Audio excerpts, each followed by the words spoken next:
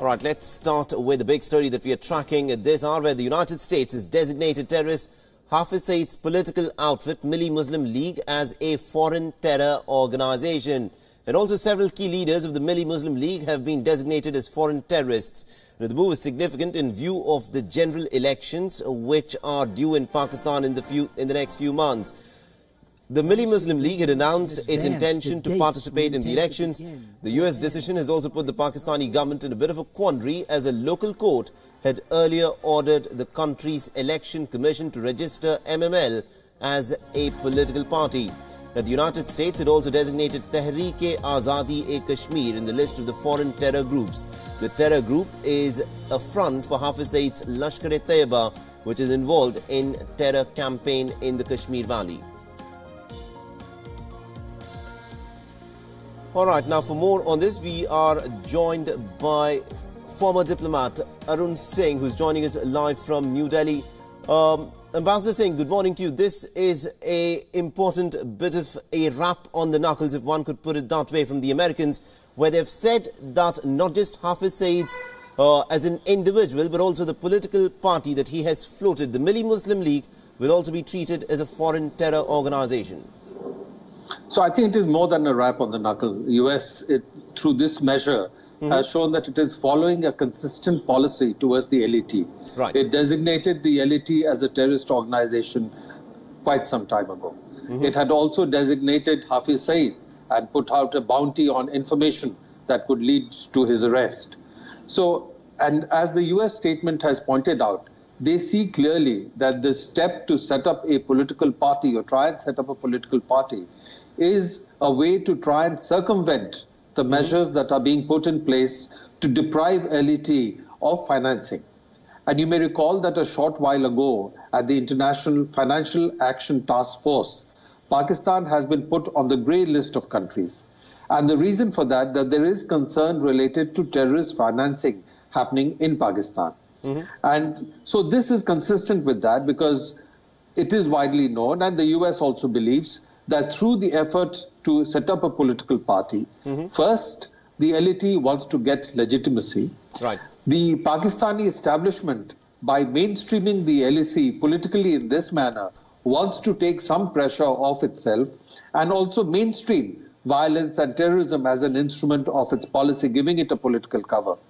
But what is also important, that this is clearly a way to try and raise resources and finances as restrictions are being placed on those sources on the garb of action being taken against terrorist groups.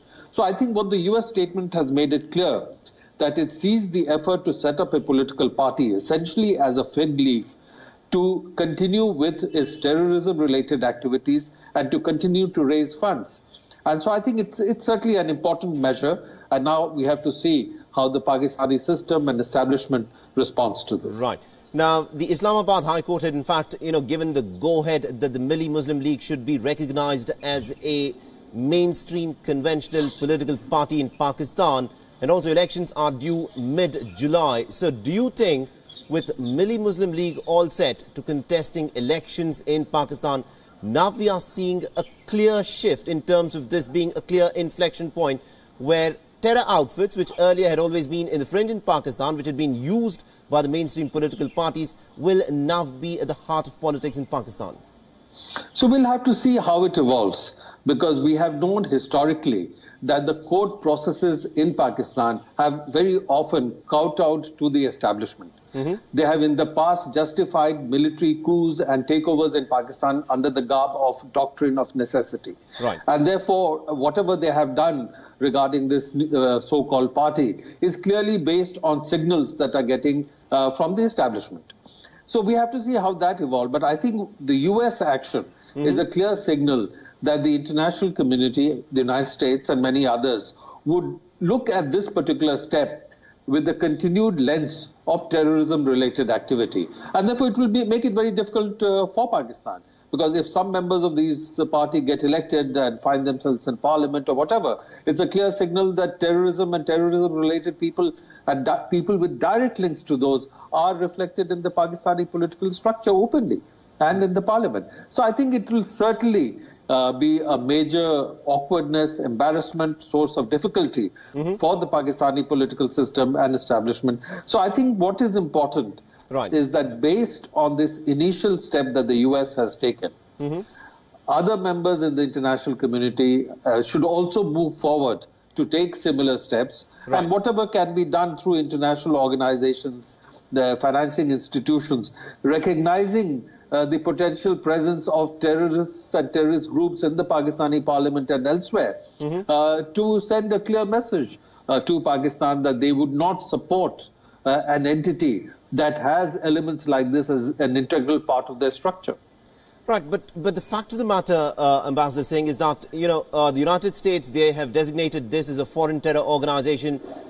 India has, of course, been making efforts. India has been, for almost about 2 decades now, stating the activities of Hafiz Saeed and what Lashkar-e-Taiba and the other terror groups are, in fact, doing in the Kashmir Valley. But we still see, despite the pressure on Pakistan, that it is these elements which seem to be gaining more ground, and now it is in the mainstream of Pakistan. Is there something which India can now do in this instance? I think there are two things happening over time, because Pakistan has supported terrorist groups, partly for activities against India, then for activities against Afghanistan. There has a nexus developed between the terrorist groups and the Pakistani establishment. And over time, these terrorist groups are having a certain presence in Pakistan, a social presence, a political presence, a physical presence. You'd have seen that in many instances, when there are natural disasters in Pakistan, entities affiliated with the Lashkar-e-Taiba come out to provide relief, some rehabilitation support. So they have tried to ingrain themselves into Pakistani society. So that is a cancer that Pakistani society has developed within itself because of the policies that it has taken. The second part of the problem is that while members of the international community, other countries recognize this problem, everyone addresses it only from their particular point of view. Therefore, the kind of pressure that needs to be put on Pakistan on issues related to this is not always put, because Pakistan provides them some cooperation on areas that interest them. For example, Pakistan provides some cooperation to the US in the context of Afghanistan. It has provided some cooperation to the US in the context of Al-Qaeda. It has provided from time to time cooperation to UK in the framework of groups that target the United Kingdom. It has provided cooperation to China for groups that target what Chinese see as their interests. So with this kind of limited support it provides to specific interests, it has prevented a full-scale consolidated pressure being built upon itself. And therefore it has managed to get away with this sort of a double standard kind of policy that it has followed. So I think from India's point of view, we, as perhaps has been done in the past, we need to continue pointing out that this policy of differentiating between terrorist groups, segmenting the approaches to terrorist groups is not a viable long-term policy, because these groups have interlinkages, they support each other. For example, it's widely recognized that the Lashkar-e-Taiba has supported the Taliban, has supported the Al-Qaeda. It has provided infrastructure and other support to groups that have targeted US forces in Afghanistan.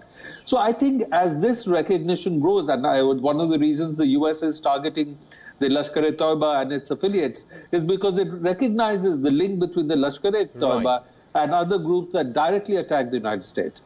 So I think this has to be a sustained effort, given the complexities within which everyone is operating. Absolutely, indeed. And also, Ambassador Singh, just before I let you go, a lot of people in India would be extremely concerned if Hafiz Saeed's political party, of course, participates in these elections and also comes up with a decent enough result. One of the issues that they've put out in their manifesto is that only those candidates who actually pledge allegiance to the Kashmir cause will be given the seats to contest in these elections, is how the Milli Muslim League chief Saifullah has put it. If they were to, become a sort of a major player within the Pakistani politics, an important player within the Pakistani politics, how would you see that impacting the situation in the Kashmir Valley? So, of course, you said that this should be a cause of concern for India, but more than that, it should be a cause for concern also for Pakistan, that elements of like this are getting mainstreamed within Pakistani political structure. But as far as the reference to what they call the so-called Kashmir issue is concerned, Look, all political parties in Pakistan, to some extent, to some degree or the other, try to capitalize on this, because they try to use it to whip up sentiment in Pakistan, to generate political support for themselves. It's only a question of degree. So this is something that all political parties in Pakistan do. And of course, the Lashkar-e-Taiba, over time, has built up its relevance by being active in violence in Kashmir.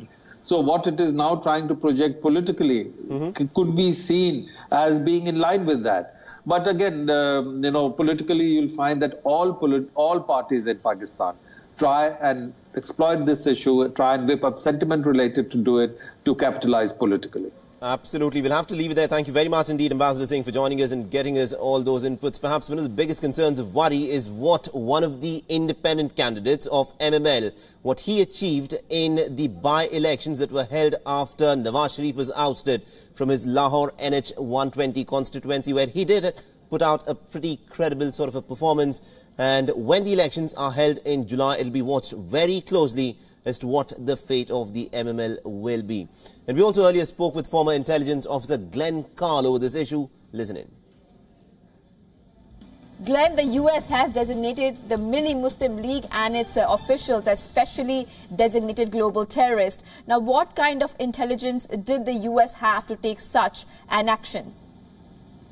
Well, that's a good question. The Lashkar-e-Taiba has been in the concern for the United States and the CIA, not only us, but certainly the CIA for decades. Back before 9/11, we were concerned, as I recall. We had designated the group from 2012 or 2002 to 2012, I think it was, and this is a return to putting the group on the financial action watch list. Which is a good thing. It might pressure the Pakistanis a bit, and it's in line with one of the few coherent bits of foreign policy that the Trump administration has had, which is to progressively increase the pressure on Pakistan to finally take actions against the groups that it has supported for so long.